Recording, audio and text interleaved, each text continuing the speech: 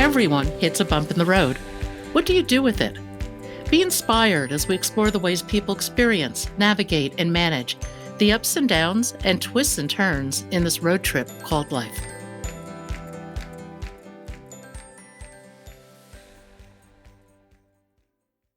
Luis Benitez is a mountain climber, a visionary, and someone really making a difference. As a child with severe, life threatening asthma, he could only dream. He'd leaf through the stack of National Geographics in his parents' room and imagine far off lands, climbing mountains, visiting cultures. Little did he know that he would make his dreams reality. Luis, welcome to Bump in the Road. If you would, give us a little bit of your story. Boy, thank you so much for having me. My story is one where I always like to start off saying it's a little bit of luck, a little bit of skill, and a whole lot of I'm still not sure what happened to get me here, like most people. I was born with incredibly debilitating asthma and allergies. My parents like to joke that if we had a bubble, they probably would have put me in it just because the neighbor mowed the lawn. It sent me to the hospital with an asthma attack. The house got too dusty, the same thing. Or my mom's favorite, considering how much I love cheese now. If I got around any piece of cheese of any kind, I would break out into hives and have to go to the hospital. That progressed through this insistence by my family that there was a way through this, and it wasn't just about medicine. And so this is the lucky part of my story, where connecting with a couple of different childhood asthma specialists who suggested that I started getting into a indoor swimming pool and swimming to make my lungs stronger. Much like you see little kids hold their breath in a swimming pool in the summertime, see how long they can stay under. That was actually a prescription for me to see if I could get my lungs stronger, to start working on it. And bit by bit, that with a combination of medicine, it worked. Slowly but surely started to outgrow the majority of it. And in that space, discovered climbing and mountaineering through both sides of my family. My father's from Ecuador, so a number of his brothers grew up as engineers, but as mountaineers by hobby. And my American grandfather owned a sporting goods store in the Midwest. So everything from fly fishing to rock climbing to bird hunting, all the way down to climbing bigger mountains, glaciated mountains in Ecuador. That slowly but surely led me to really understand that somewhere in that space within the outdoor industry was my calling. And what I really wanted to do with my life. And in the beginning, it really centered around being a teacher. And in the outdoor industry, you sort of have two different lanes. You can advance in the conservation and stewardship lane to really understand how to defend and protect the resources, or you can go into this lane of athletics where you're either a professional athlete or a combination of a professional athlete while taking other people through that experience as a guide or as an instructor. And so that was my path in the beginning, working for Outward Bound here in Colorado and frankly all over the world as an instructor, guiding bigger and bigger trips all over the United States and Latin America. And then slowly but surely started to get the invites to guiding and climbing in the Himalayas. And the first one that came to me was somewhat unique. I was 28 years old and was invited to be a guide on Mount Everest with Eric Weinmeier, the only blind person to ever climb Mount Everest. And when Eric and I first sat down and started talking about his concept of being the first blind person to climb Everest, he told me quite clearly, I'm tired of people telling me what I can and can't do and what I am and am not capable of. And growing up as a sick little kid with asthma, it really resonated with me. So it was a very special moment where I got to combine the magic of what I wanted to do with the path of who I wanted to be. And that moment forward, we were successful on Everest. Everybody came down safely. Eric is still the only blind person to ever climb Everest. My mountaineering career took off. I like to say that anybody that wanted to climb big mountains, that saw the visibility of that expedition, everything from going to meet President Bush in the White House all the way to being on Oprah, and Eric made the cover of Time magazine. It was really this. It was a different viewpoint for me, and that pivoted me in that space to really starting to try to understand how the outdoor industry can make things better for communities socially, culturally, and politically. So I started getting more involved in conservation policy, started getting more involved in public health and economic development with relation to the outdoor industry. So why do we put parks where we put them? Is the sidewalk to get to that park safe? How important is it for people to spend a little bit of time outside every day? And then how does that connect to a greater economy for a state or a country or a city? Started asking all of these questions, got elected to local town office in the little town that I was living, Eagle, Colorado, became a councilman, and somehow got on our then governor's radar, Governor Hickenlooper, who's now currently running for the U.S. Senate. And he invited me to be the first director for the outdoor industry office for the state of Colorado. So I got to oversee the entire industry for our state, which led to us working with other governors and building now 20 plus state coalition that has the role overseeing their economies and their outdoor industry. And now led me to overseeing government affairs for a global multinational VF Corp, which is a private holding company. So if you've heard of the brands North Face, Vans, Dickies, JanSport, Smartwool, Icebreaker, the list goes on and on. I oversee what we call government affairs and global impact. So the government affairs part is what you would think it would be. Overseeing government affairs and global impact, I oversee our philanthropic giving arm. So still very much in the lane of tying policy and impact to what the outdoor industry tries to do and for the betterment of people and the planet. So I'm lucky, I'm blessed, but still there's a little bit of that mystic quality of I'm not quite sure how I got here, but I really get to love every single day of what I do for the most part. That's great. Part of your story that really intrigued me because it goes to the power of our minds, our desires, visualization, was the fact that as a kid you looked through National Geographic magazines, and it opened the door towards the idea that there's a much broader world out there. Very much so. Yeah, it's interesting you pulled that story up, Pat. That's good. I Since I couldn't really go outside and I was a pretty sick little kid, I became a voracious reader, like most other sick kids become. And my father had a collection of National Geographic magazines at the time, like I would assume, most parents do across the country, where you sort of get the issue and they're so pretty and beautiful and wonderful. You put them in the corner and the stack starts growing. And my father was no different. So I just started grabbing handfuls of the magazines and taking them to bed with me at night, reading about all these amazing places around the world, thinking as a sick little boy, there's no way I'm going to be able to go do these things personally. So for me, reading that magazine was like walking on the moon. There was just no way I was going to be able to partake in any of those adventures. But one day I came across the issue that had a story about the first American Everest expedition in 1963. A fellow by the name of Jim Whittaker, who was the first American to climb Everest. And it turns out he also had debilitating asthma when he was a kid. And the article talked a lot about his journey with his parents living up around Mount Rainier, about being encouraged to get outside, swim in mountain lakes, and make his lungs stronger. And I remember that at that moment, it just something clicked that if this man has what I have and he could do these amazing things, that's it. That's what I got to do. And so I literally dragged that magazine into my parents' bedroom and I pointed to the picture of Jim Whittaker. And I said, this guy has what I have. This is it. That mom, dad, I'm going to be a mountain guide. So when you think of, a little kid, little boy or little girl, what do you want to do when you grow up? And they answer, firefighter, astronaut, somebody that astrophysicist, whatever it is. For me, that was my dream, to become a mountaineer and a mountain guide. And of course, being good parents, they patted me on the head. That's nice. But how on the heck are you going to do that? And, my mom always likes to joke. She's like, I had no idea that the trouble that magazine would cause the older you got. But I love the phrase, it's like walking on the moon. When I think of it, now I'm not a mountain climber, but when I think of the experience, it must be intensely experiential. The cold, the darkness, the physicality, and the tangible sense of accomplishment. Is it more real than your so called real life? Very much so. I think it's a good friend of mine likes to say about mountaineering, who ironically enough is also an astronaut, that there is no gray in space or high altitude mountaineering. There's only black and white.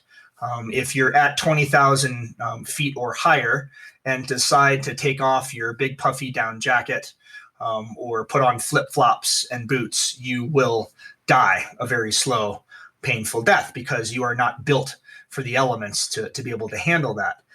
Whereas he jokes, you lift the visor on your spacesuit, death is a little bit more imminent. It's very black and white. And so I think the living on a scale that's more definitive compared to the levels of gray that we have day to day does pull things into sharper focus. So you're absolutely correct that that margin is thin, and understanding that you're living and existing within that thin margin makes it kind of special and kind of incredible. Do you have greater clarity the mornings that you climb? Very much so. Very much so. It's interesting. Expeditions, I often like to say, you come face to face with the truth of your life. I think as humans, we're wired to talk ourselves in or out of things. We're very capable of building an internal story of, well, this happened because of that, and that happened because of this, and therefore cause and effect. Here's where I am. You can't fake your way up a mountain. You can't talk yourself into it. You can't say, well, I would have moved my left foot, but my right foot wasn't cooperating, so I had to stay in camp today. You actually have to get up and do the work and come face to face with your own demons and the things that are standing in your way.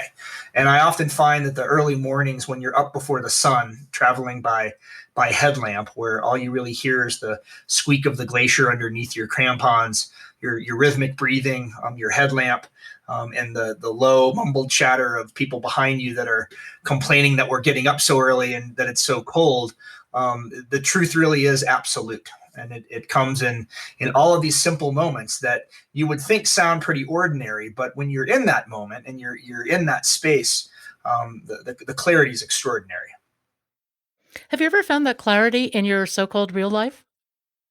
Not to that level. No, not at all. And that's that's a hard thing to say because I have an amazing partner, an amazing wife. I have a loving little girl who provides all sorts of fun and excitement for me. But the clarity I think that you find in mountaineering or in difficult physical endeavors is that you have to come face to face with yourself. And I often tell people it's the same with asthma, at least in the context for my own physical journey. When I was a kid, the doctors would teach me pressure breathing exercises that deep sea divers use. Because back at that time in the 70s, that was thought, breathing exercises would strengthen your lungs. And at altitude, ironically enough, you do the same breathing exercises that you would do as deep sea divers. And oftentimes the thing that panics people the most when you're climbing at altitude is that you can't quite seem to get a full breath of air. And the physiology behind that is that not that there's less air, obviously, but there's less oxygen molecules in that air that surrounds you the higher you go, because the barometric pressure is different the higher you go. So as I sat and watched people around me get more and more uncomfortable and more panicky that they couldn't breathe, I was able to revert to a place in my head of being a little kid and doing the exact same breathing exercises. So it was almost like this experience. Well, it was like this experience of when I first started climbing at high altitude and watching people around me get more and more uncomfortable with the process. I, because of the way I grew up with this challenge, dropped more and more into a place of comfort and a place of clarity, which I have to believe somewhat influenced my career as a mountain guide. But I think it's also a larger metaphor for finding that someplace in your daily life.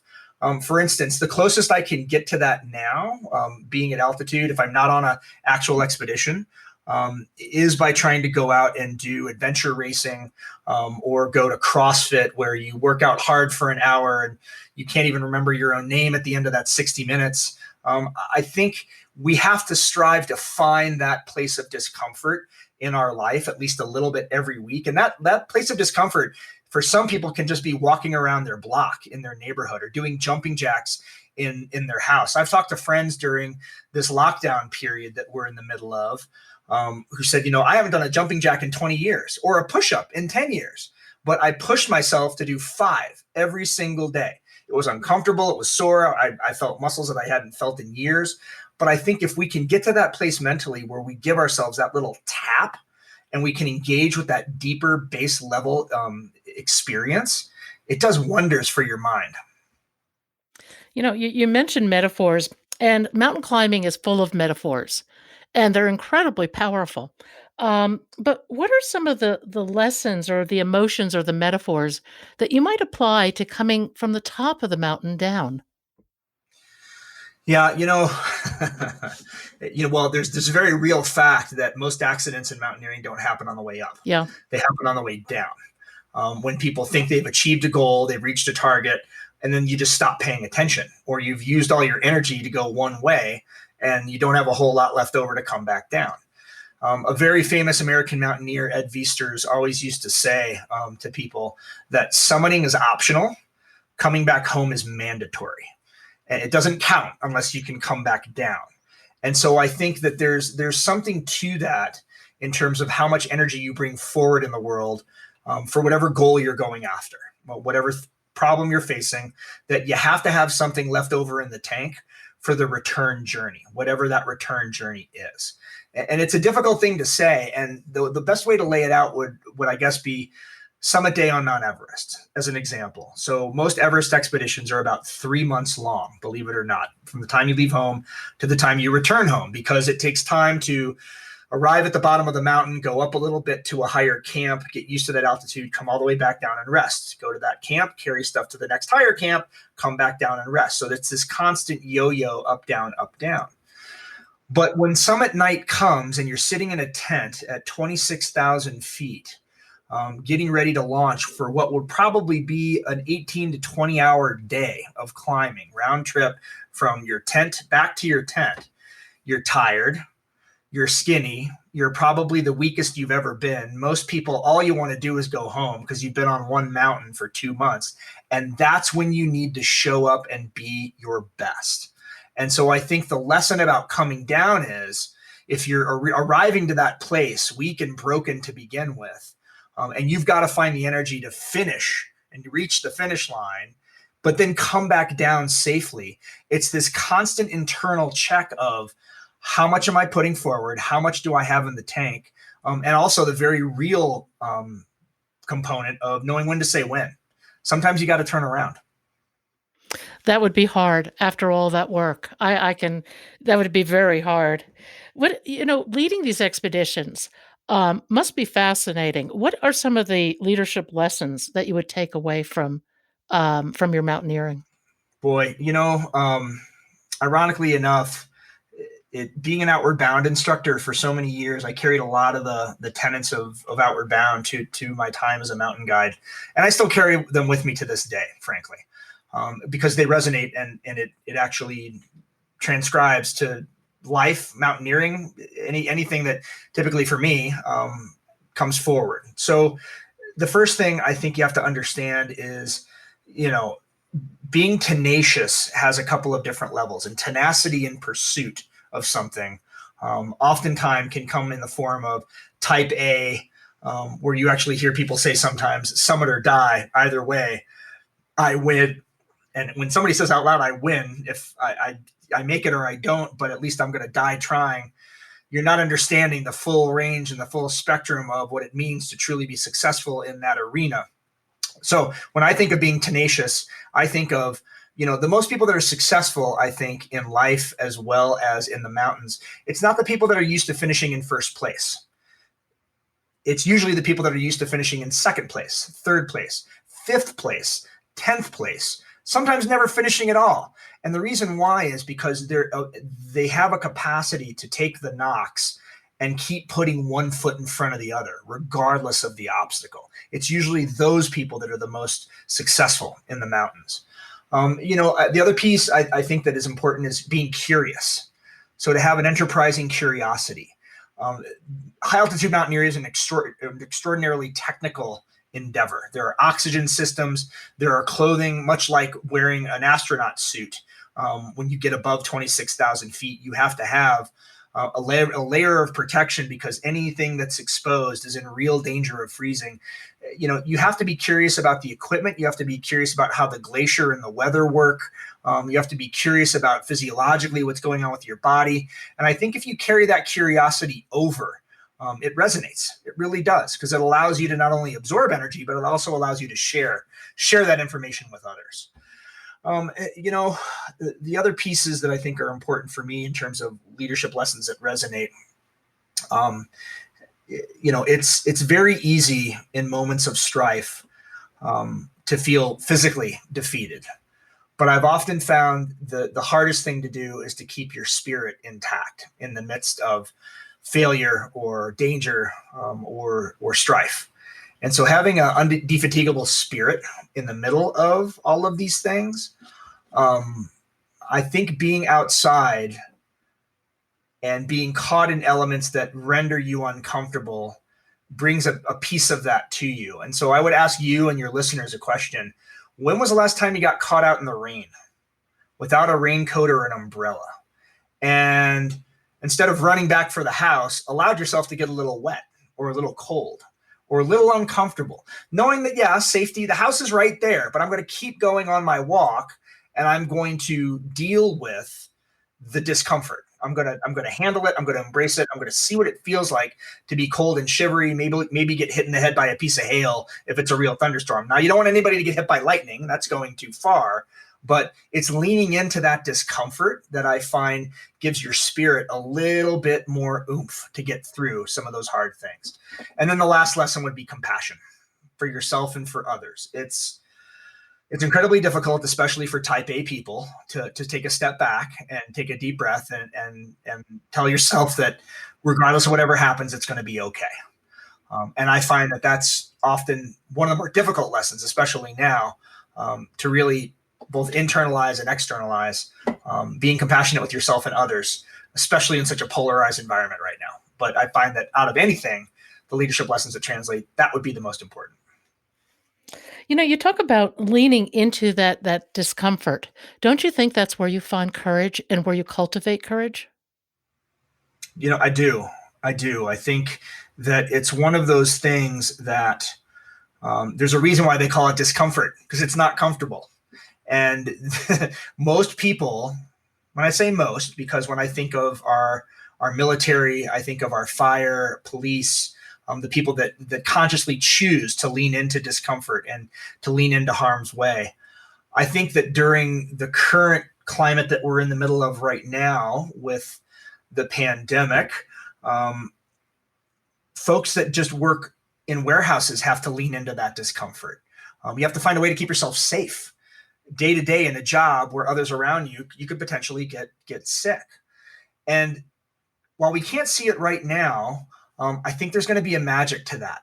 I think there's going to be this sense, both in our society and in our culture, that we're more capable than we give ourselves credit for.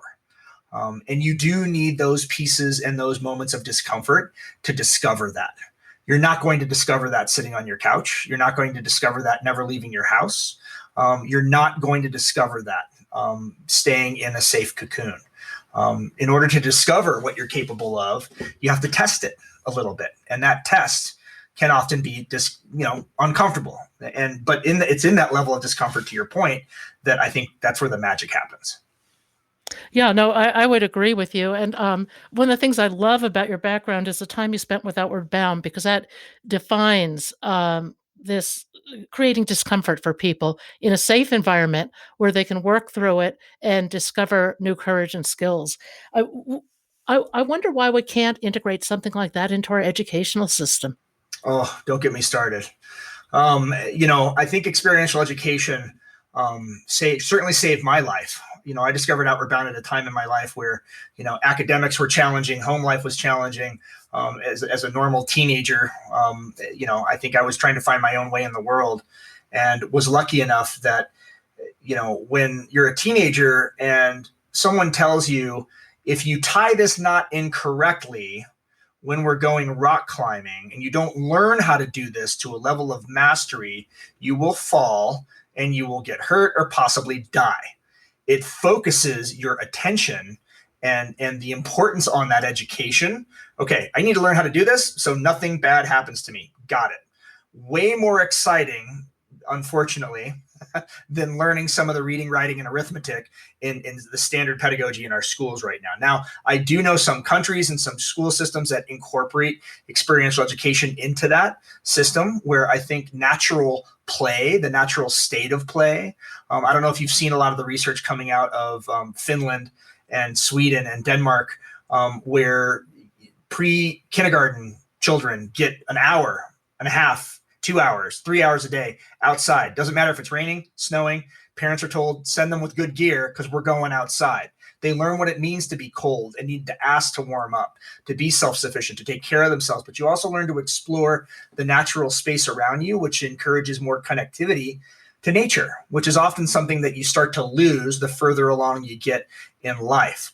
I would argue that exploring that sense of awe and that connectivity to nature is something in the context of experiential education that gives us a component of being able to lean into discomfort.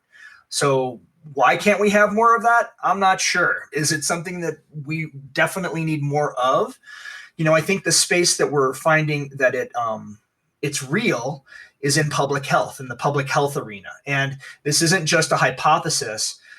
Studying veterans coming back with PTSD, traumatic brain injuries that have engaged in nature and engaged in the outdoor world, we have hard scientific data that proves that engaging in a natural space for people with some of those challenges impacts the recovery rate. So I think we're getting closer to understanding how to bring that to day-to-day life. I think, maybe within the next 5-10 years, we'll see a closer connectivity in that space. I think that connection to nature is personally very important. I think there is a sense of awe associated with it. It can be in a flower in your backyard. It can be on top of a mountain. It can be soaring at 30,000 feet. Whatever it is that spins your wheels. What was your greatest experience of awe?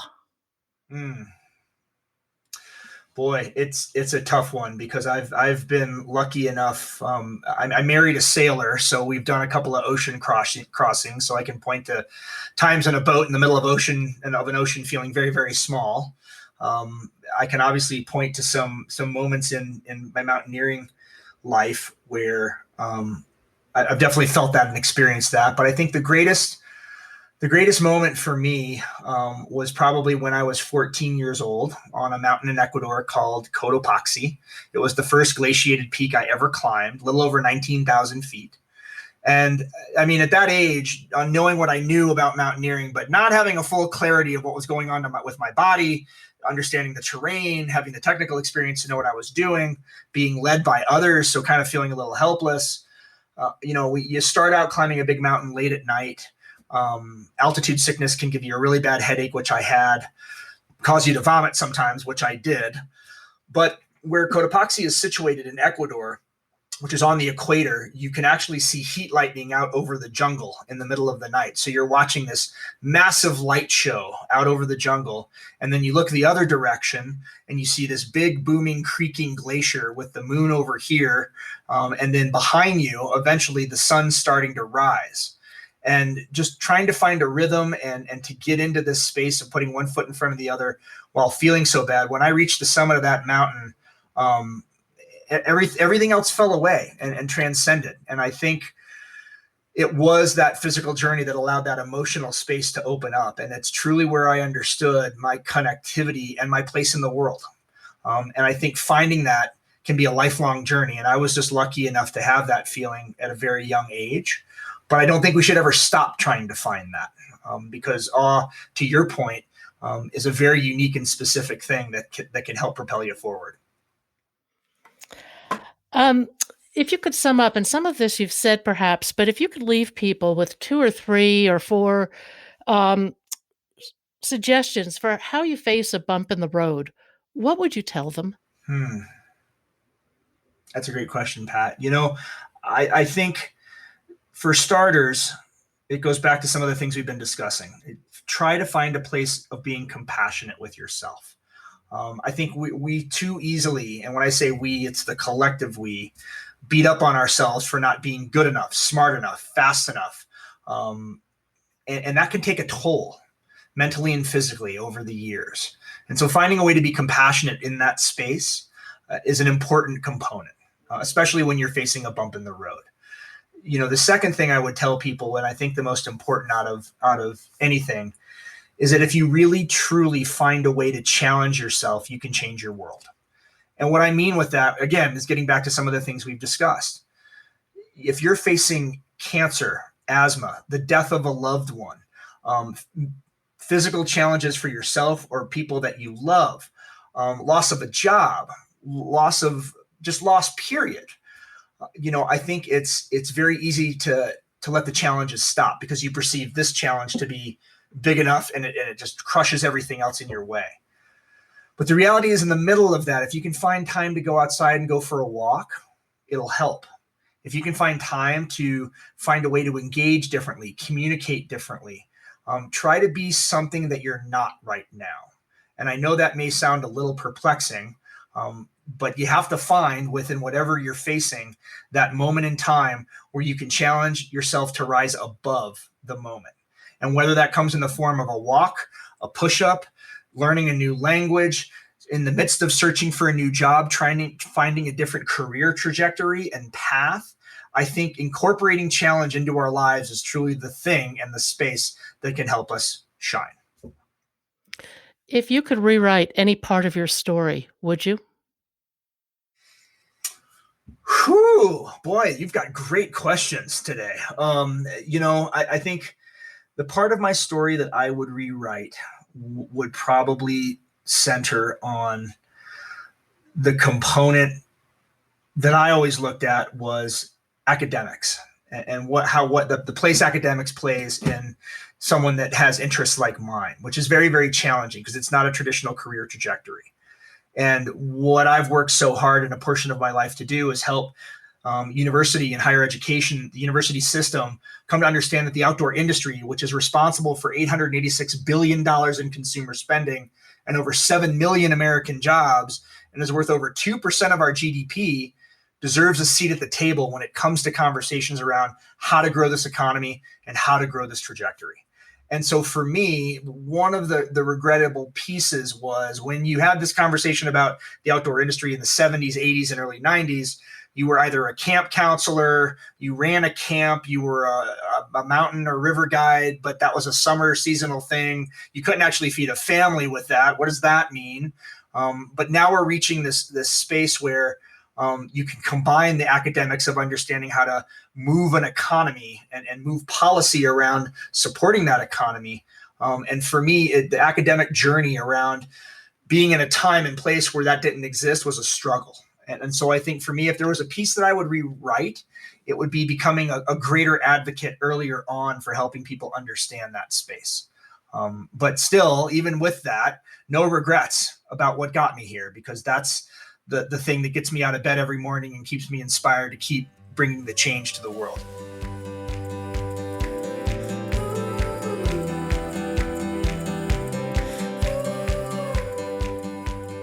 Thank you for joining us today.